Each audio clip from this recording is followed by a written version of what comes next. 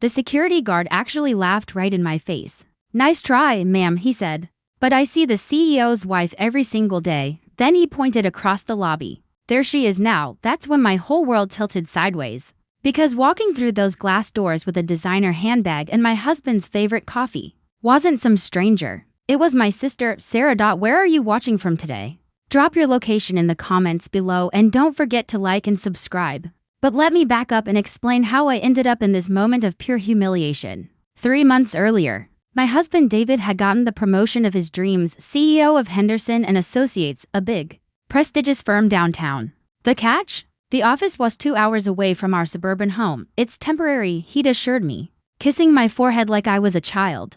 "Just until we figure out the logistics." I'm Margaret Foster, 52 years old and apparently naive enough at my age to believe that 3 months of weekend visits and daily phone calls would be enough to keep a 28-year marriage intact. David had always been charming, the kind of man who remembered anniversaries and brought home flowers just because. The kind of husband who made other wives jealous at dinner parties. At 54, he was still devastatingly handsome, salt and pepper hair. That easy confidence that comes from years of success. "Maggie," he'd say in that warm, familiar voice that used to make my knees weak. "You know I'd never do anything to hurt us.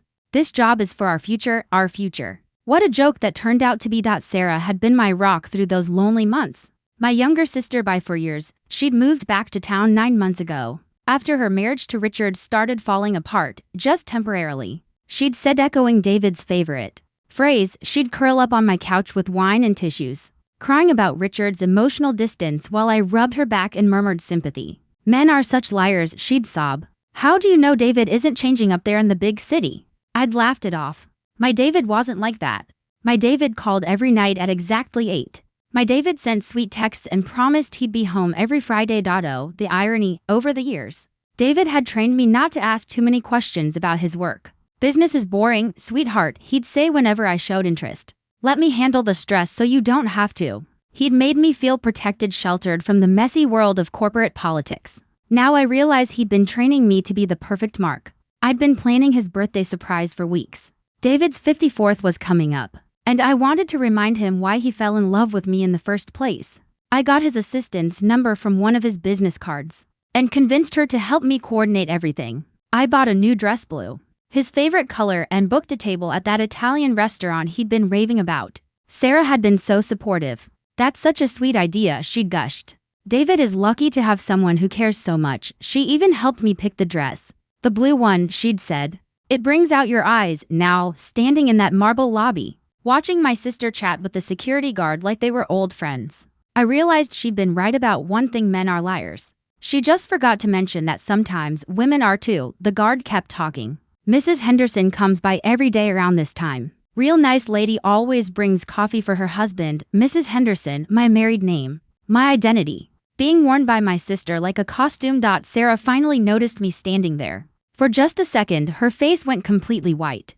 Then, like the actress she's always been, she recovered. "Maggie," she called out, walking toward me with open arms. What a surprise! "What are you doing here?" What was I doing there? I was discovering that my entire life was a lie. "I came to surprise David for his birthday," I managed to say, though my voice sounded distant, like it was coming from underwater. Sarah's face twitched just slightly. "Barely noticeable unless you'd known her your whole life, like I had." "Oh, honey," she said smoothly, reaching for my arm. "Didn't David tell you? He had to fly to Chicago this morning. Emergency client meeting." Her voice was calm and silky, but I caught the tremor underneath. Sarah had never been as good a liar as she thought she was. The security guard looked confused. "But ma'am, Mr. Henderson is upstairs. I saw him go up about an hour ago." Sarah shot him a look so sharp it could have frozen hell over. "You must be mistaken, Tom." "Tom?" She knew his name. Of course she did.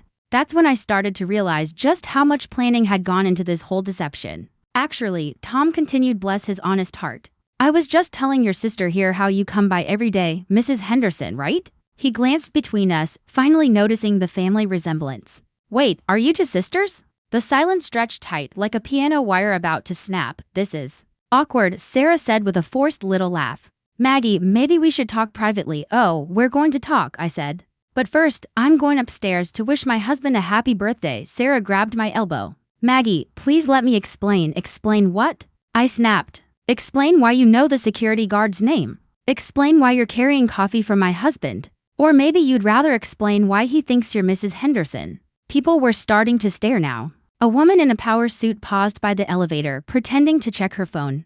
Two men in expensive suits had slowed their conversation just to watch our little soap opera unfold. Ladies, Tom said nervously. Maybe you should, take this somewhere private. Sarah's nails perfectly manicured. Of course, dug into my arm. Maggie, you don't understand. It's not what you think, really, I said.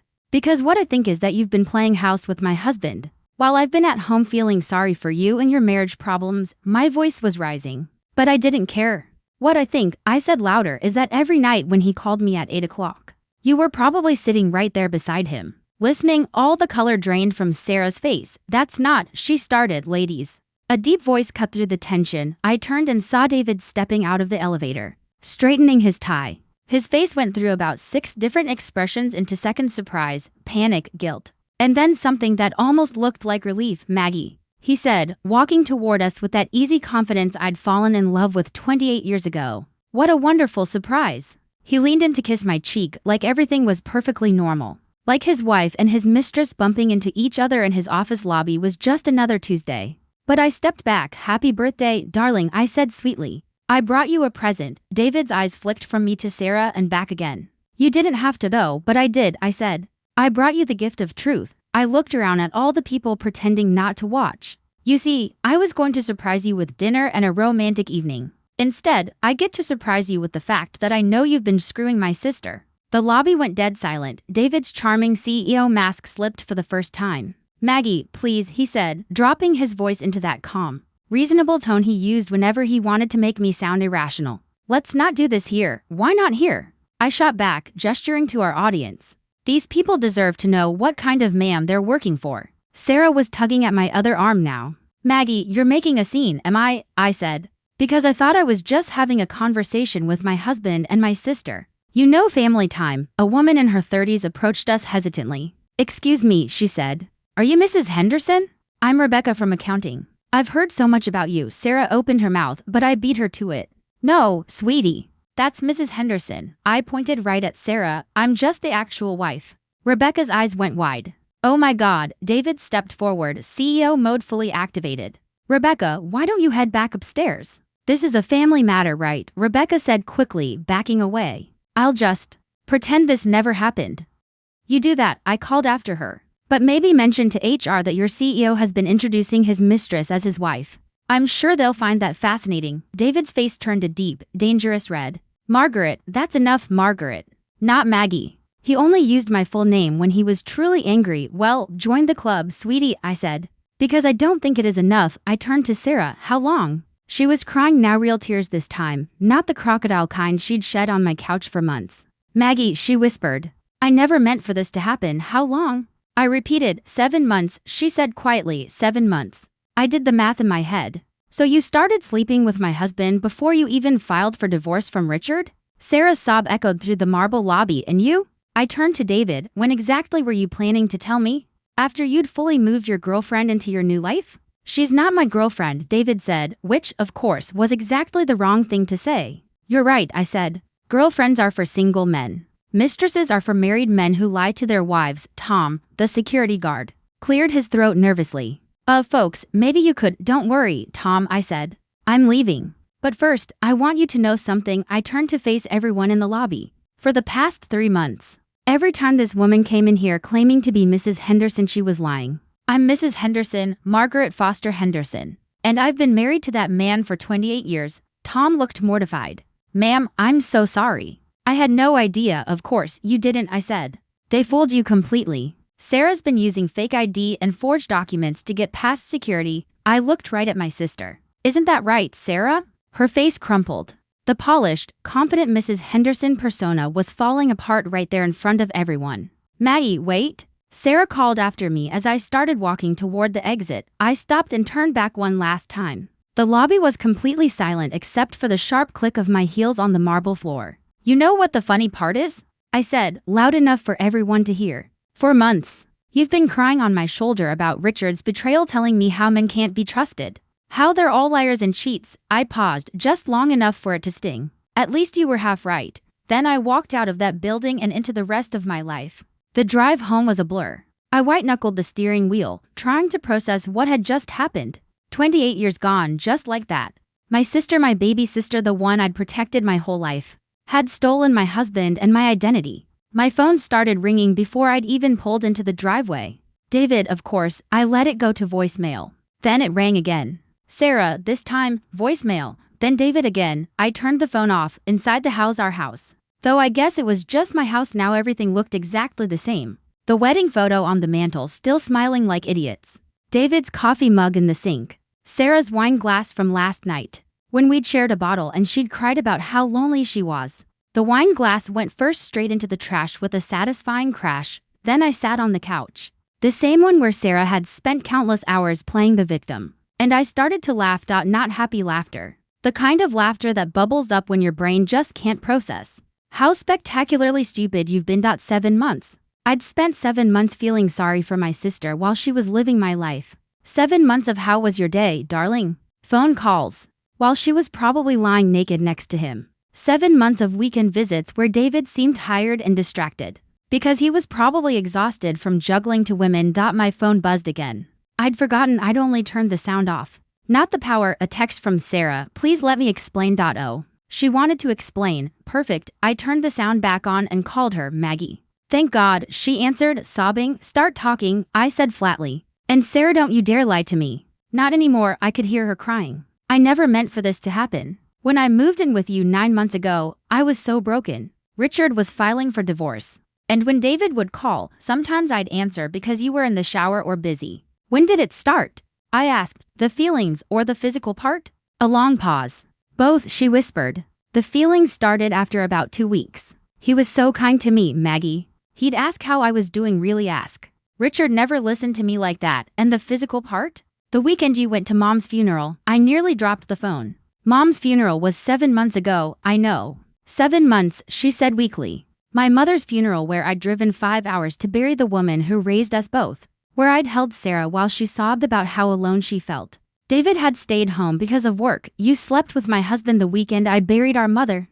I asked quietly, Maggie. I was devastated. We both were. It just happened. It just happened 7 months ago and it's been happening ever since. Yes, she said softly. At least she was being honest now. Sort of. And the divorce from Richard, I asked. You told me you filed 2 months ago. Another pause. Richard filed 8 months ago. It was finalized last month. So you lied about that too? I was embarrassed, she said.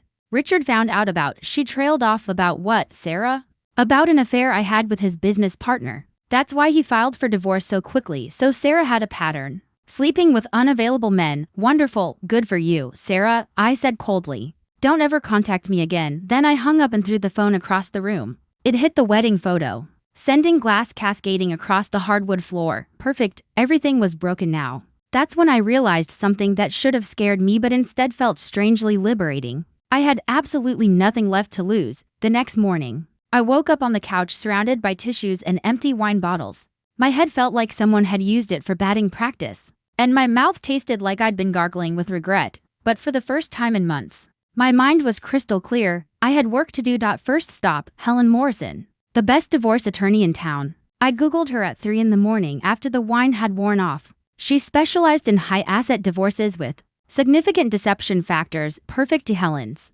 office was exactly what you'd expect from someone who charges $500 an hour. Leather furniture, law degrees on every wall, and a receptionist who looked like she could intimidate a Supreme Court justice.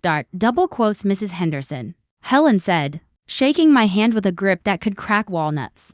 I understand your husband has been creative with the truth. I told her everything, the whole sordid story. Helen took notes the entire time, never once looking shocked, which either said something about her professionalism or about the general state of humanity. How long has he been at this new position? She asked. 3 months. And his salary? I told her. Her eyebrows lifted slightly. Stock options? Yes. Property? The house is in both our names. He has a 401k, some investments, and now whatever this new job comes with. Helen was scribbling furiously. And your sister, have you verified her divorce status? She says Richard finalized it last month, 8 months after he filed. We'll need to verify that independently, Helen said. And Mrs. Henderson, based on what you've told me, I think we need to do some serious financial investigation. 3 hours later, I walked out of Helen's office with a private investigator's card. and a court date for temporary orders. Helen's team was going to dig into David's finances, verify Sarah's story, and do something called asset tracing.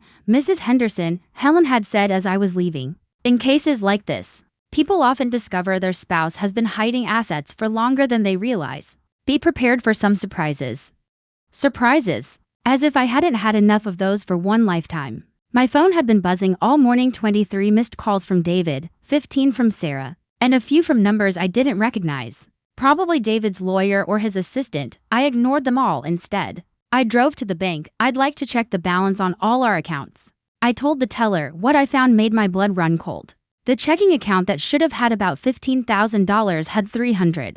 The savings account was completely empty. The investment account we'd been building for retirement? Liquidated 2 months ago. Where did the money go?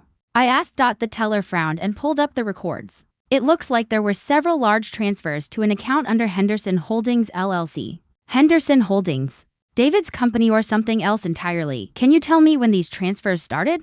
The first one was 18 months ago. Small amounts at first, then larger ones in the past 6 months, 18 months. David had been stealing from us for a year and a half long before the so-called promotion. This wasn't a recent decision. It was a long-term plan. I drove home in a daze. David had been methodically draining our accounts while I trusted him completely. The promotion, the move, the charming phone calls, it had all been theater. A performance to keep me calm while he dismantled our entire financial life. When I pulled into the driveway, Sarah's car was parked in my spot. She was sitting on my front steps, makeup smeared, looking like she'd slept in her clothes. When she saw me, she jumped up. "Maggie, please. We need to talk. We talked yesterday," I said. "You hung up on me. I should have hung up 30 years ago." Sarah followed me to the door. "Please, 5 minutes. That's all I'm asking." Against my better judgment, I let her in. "I need to tell you something about David," she said the moment we were inside. "Something I should have told you yesterday." "What now?"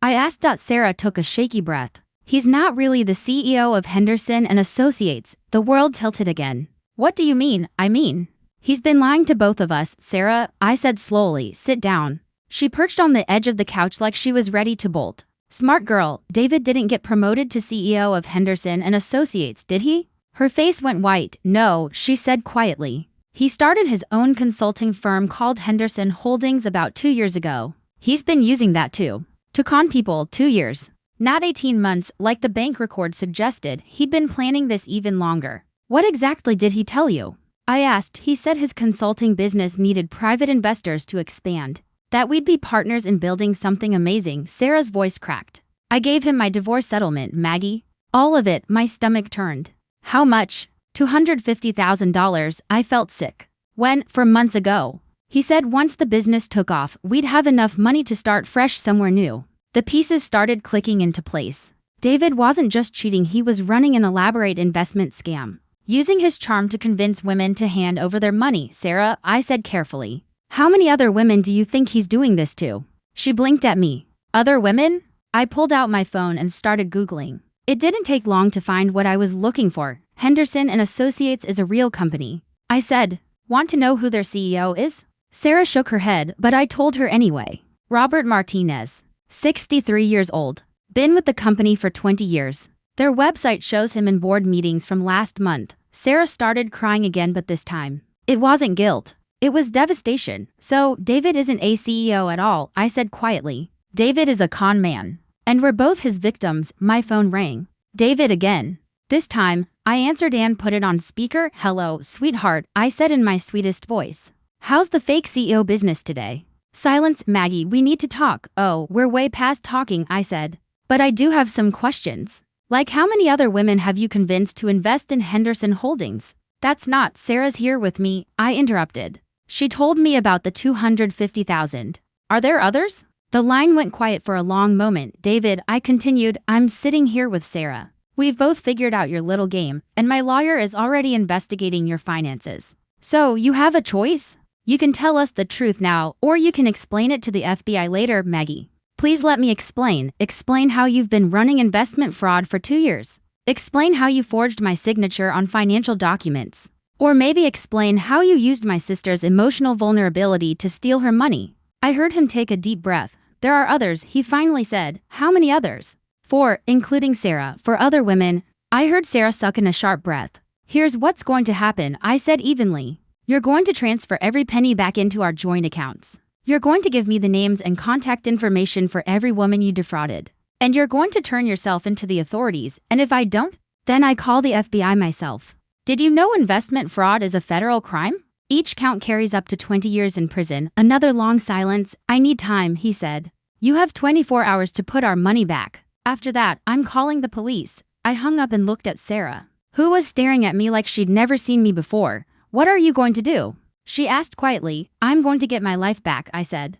And I'm going to make sure David can't do this to anyone else. Sarah wiped her eyes. Maggie, I'm so sorry. I know sorry doesn't fix anything, but you're right, sorry doesn't fix this, I said. But helping me stop him might be a start. For the first time since this nightmare began, I saw something like hope in my sister's eyes. Helen Morrison called at exactly 12:30 the next afternoon. Double quotes Mrs. Henderson, she said. Your husband just transferred $643,000 into your joint checking account. I blinked. 643? That's more than he took from us, apparently. Mr. Henderson has been more entrepreneurial than we thought, Helen replied. My investigator found evidence of at least 4 other investors in Henderson Holdings. 4 other women, just like he admitted. Helen, exactly how much trouble is David in legally? He could be facing charges for wire fraud, securities fraud, and investment fraud. Each one carries a potential sentence of up to 20 years. And regarding the forged documents, my stomach dropped. Forged documents?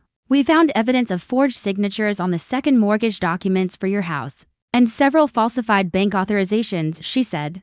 That adds identity theft and bank fraud to the charges. A second mortgage on my house without my knowledge. The violation felt almost worse than the cheating. Helen, I want to meet the other women. Mrs. Henderson, that might not be advisable. They deserve to know what happened to them. And I think together, we might be able to make sure David faces real consequences. 3 hours later, Helen's investigator, Marcus Webb, was sitting in my living room with Sarah and me, explaining the full scope of David's operation. Your husband is what we call a romance scammer, Marcus said, his tone grim, but a more sophisticated one. He targets middle-aged women going through transitions, divorce, the death of a spouse, career changes. He presents himself as successful and charming, gains their trust, and then convinces them to invest in his businesses. He opened a thick file and spread a collection of photos and documents across the coffee table. Jennifer Walsh, 55, recently divorced from a wealthy doctor. She gave him $80,000 8 months ago. Amanda Torres, 49, widowed 2 years ago. She invested $120,000 last year. Christina Bell, 53, early retirement from teaching, $67,000 5 months ago. I studied the photos. All attractive, all around my age, all smiling, hopeful, unaware that the man standing beside them was a fraud.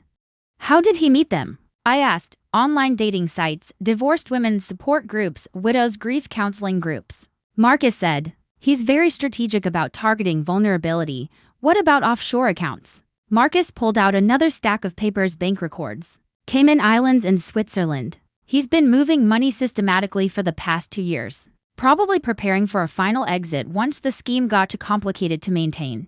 How much total? Including your money and Sarah's, Marcus said. We estimate he's stolen nearly $1.2 million over 2 years. Sarah made a choking sound. 12 people's life savings, she whispered. 5 women, I corrected softly. But you're right about the life savings part. Marcus leaned forward. Mrs. Henderson, these women don't know about each other. Each one believes she's his only investor, his special partner. Just like I thought I was his only wife, I said. And Sarah thought she was his only lover. Sarah flinched but nodded. Marcus, I want to contact them. He studied me. What exactly are you planning? I thought back to that day in the lobby, to the security guard's confused face, to the moment my entire life shattered in public. 28 years of hearing, Maggie, you're being paranoid. 28 years of trust me. I'm planning to give David the biggest surprise of his life. Marcus grinned. I like the way you think, Mrs. Henderson, but you'll need to be careful. If David suspects we're organizing his victims, he might run. Then we'll just have to be smarter than him. Sarah looked up from the photos. What do you need me to do? It was the first time she'd asked how she could help instead of begging for forgiveness. Maybe, just maybe, there was hope for us after all. You're going to help me contact these women, I said, and then we're all going to have a conversation with David that he'll never forget. 3 days later, I was sitting in a downtown coffee shop with 3 women I'd never met, but who had all been intimate with my husband emotionally if not physically. The conversation was exactly as surreal as you'd imagine. So he told you he was a CEO too? Jennifer Walsh asked. She was elegant. Polished, the kind of elegance that comes from old money and good breeding. Her simple gray sweater probably cost more than my car payment. Henderson and Associates. I confirmed.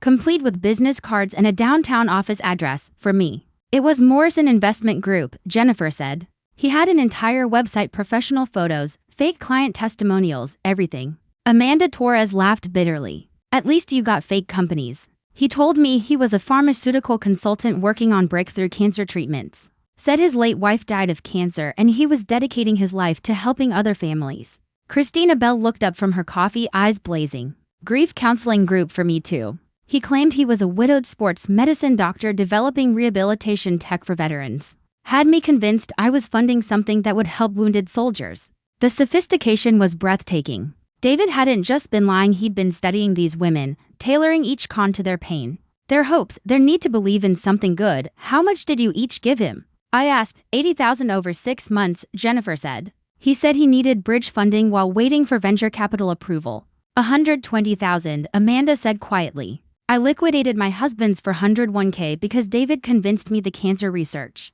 was about to make a breakthrough. $67,000, Christina added. My entire early retirement savings. I thought I was investing in something that would honor my late brother, a veteran. Each story was its own tragedy, a masterpiece of emotional manipulation. David had studied these women, learned their pain points, and built entire fantasies to exploit their goodness. Ladies, I said finally, looking around the table. We've all been victimized by a world-class predator. The question is, Jennifer said, her voice tight with fury, what do we do about it? Over the next hour, we shared more than our financial losses. We shared our grief, our humiliation, our rage. The deep emotional wreckage of discovering that someone we trusted, someone who looked us in the eyes, had been calculating and cold the whole time. I haven't been able to trust anyone since I figured it out, Amanda said softly. My own daughter thinks I'm becoming paranoid. I stopped going to grief counseling. Christina added. If David could fool me there, who else is lying? A surge of protective anger rose in me for these women, for myself. For every person he'd ever conned, David hadn't just stolen money.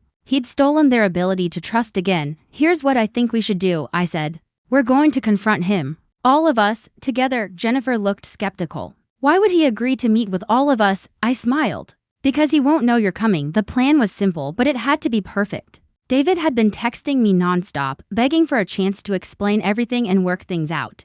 I finally agreed to meet him for dinner at Romano's, the Italian restaurant where we'd had our first date 30 years ago. Classic sentimental manipulation. What he didn't know was that Jennifer, Amanda, and Christina would already be there when we arrived. Marcus Webb would be at a corner table recording everything with professional equipment. And Sarah would wait outside, ready in case David tried to run. What if he recognizes us? Christina asked. He might, I admitted. But that's part of the plan. I want him to see all of us together and realize his carefully constructed little world is collapsing. Amanda leaned forward. And then what? He apologizes and we all feel better? Then we give him a choice, I said. He can cooperate with the FBI investigation and help us recover the money. Or he can face federal charges without any chance of a plea deal. Jennifer smiled for the first time since I'd met her. I like it. When do we do this? Tomorrow night, I said. Ladies, it's time to take our power back. Friday night came with that crisp autumn air that used to feel romantic. Now it just felt like justice. I arrived at Romano's 15 minutes early. The others were already in position. Jennifer sat at the bar, elegant and calm, looking like she was waiting for a date. Amanda was by the window, pretending to read a book while sipping wine. Christina sat at a corner table with Marcus, posing as business colleagues discussing contracts. At exactly 7 o'clock, David walked in, wearing the navy suit I'd bought him for his birthday 2 years ago. He looked nervous but hopeful, like a man still clinging to the illusion that he could talk his way out of this. Maggie, he said, kissing my cheek. You look beautiful, thank you, I replied. You look like a lying, cheating con man, but the suit's nice. His smile faltered. But he pulled out my chair. I know you're angry, David, I said evenly before we start talking. There are some people I'd like you to meet. I gestured toward the bar. Jennifer stood and walked over. David's face went pale. Jennifer Walsh, I said pleasantly. I believe you to know each other. His eyes darted around the room and then landed on Amanda and Christina. What is this? He asked, voice cracking. This, Jennifer said, pulling out a chair. Is accountability something you've been avoiding for a long time? Amanda rose from her table. Hello, David, remember me? Amanda Torres. The widow whose husband's life insurance you stole for your fake cancer research. David's gaze shifted wildly, searching for a way out, and then he saw Sarah by the front door. Christina joined us last. Her tone steady but sharp. Christina Bell, you convinced me to cash out my retirement to fund fake veteran rehab programs. The restaurant had gone silent. Diners pretended not to stare, but everyone was listening. Please sit down, David, I said. We have so much to discuss. He sank into the chair, surrounded by four women and the weight of his own deceit. Ladies, I said. I think it's time. David explained his business model. Maggie, please, David started, but Jennifer cut him off. Actually, David, I have a question. She said, when you told me about your late wife's cancer battle, were you thinking about the $80 I gave you, or were you just enjoying your performance? David's mouth opened, then closed. Wait, Amanda said, leaning forward. You told me your wife died of cancer too. Christina's eyes narrowed. He told me he was a widower as well. Guess being married to Margaret didn't fit the narrative. I watched his face twist through panic, shame, and finally something close to resignation. You don't understand, he said quietly. I never meant for anyone to get hurt. Then where's our money? Jennifer snapped. The business ventures didn't work out. David muttered. What business ventures? Amanda shot back. The cancer research that doesn't exist? The investment firm that's just a P.O. box? The sports medicine company registered to your home address? David blinked, stunned. How did you? We hired professionals, David, I said. People who are a lot better at investigating than you are at lying. Marcus Webb stood up from his corner table, flipping open his private investigator credentials. Mr. Henderson, Marcus said evenly. I think it's time we talked about federal crimes. As he began listing the charges: wire fraud, securities fraud, identity theft, bank fraud. I watched my husband of 28 years finally face the weight of his lies. Mr. Henderson has a choice, Marcus continued. He can cooperate fully with federal investigators, help recover the stolen funds, and possibly get a reduced sentence. Or he can face the full weight of prosecution. David looked around the table at the four women whose lives he'd shattered. What do you want from me? He asked quietly. We want our money back, Jennifer said flatly. We want you to face consequences, Amanda added. And we want to make sure you can't do this to anyone else, Christina finished. I leaned forward. You have 24 hours to decide, David, cooperate or face 20 years in federal prison. For the first time since I'd known him, David Henderson looked utterly defeated. 2 weeks later, David signed a plea agreement with federal prosecutors.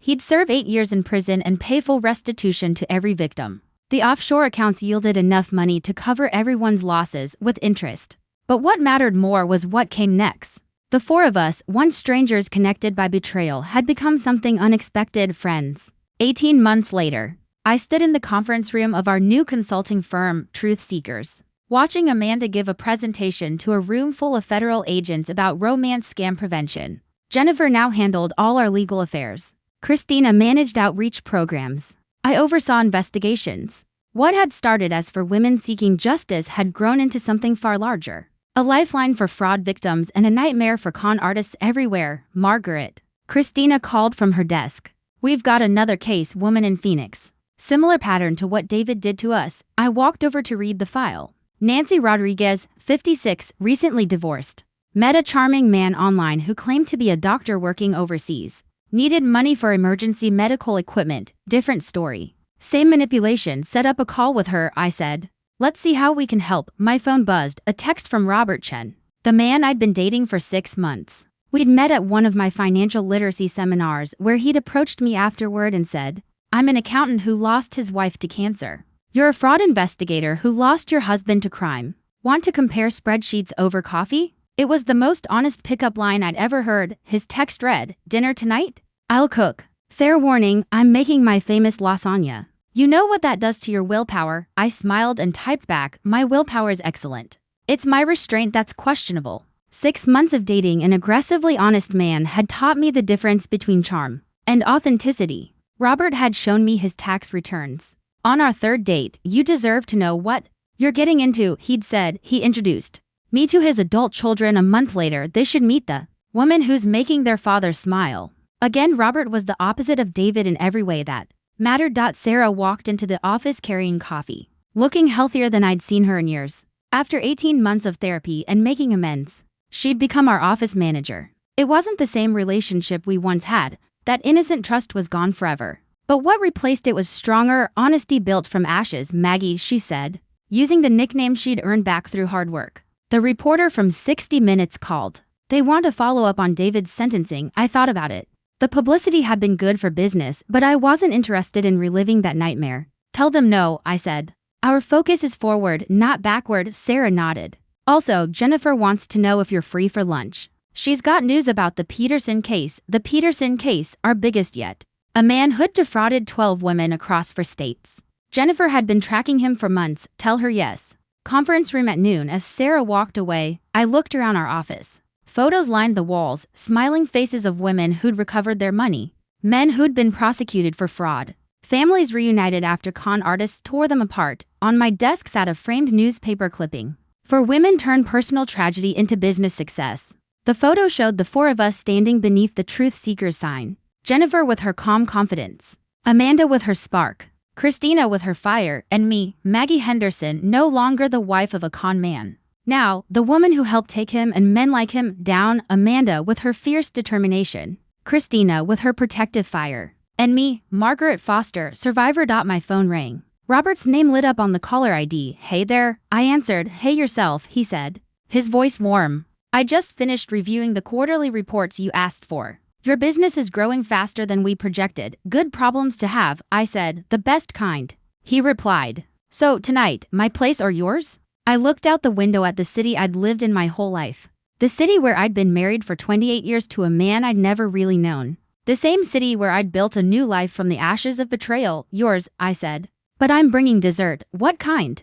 The kind that proves I'm full of surprises, Robert laughed. Margaret Foster, you continue to amaze me, Margaret Foster. Not Margaret Henderson. Never again. After hanging up, I looked over my schedule for the rest of the day. 3 client calls. A meeting with the FBI about a new case. And dinner with a man who'd shown me his credit report before his bedroom. Life at 54 wasn't what I'd planned. But it was mine, every decision, every risk. Every victory. And for the first time since that humiliating day in David's fake office lobby, I wouldn't trade my reality for anyone else's fantasy. The truth, it turned out, really was better than the best lie. Thanks for listening. Don't forget to subscribe and feel free to share your story in the comments. Your voice matters.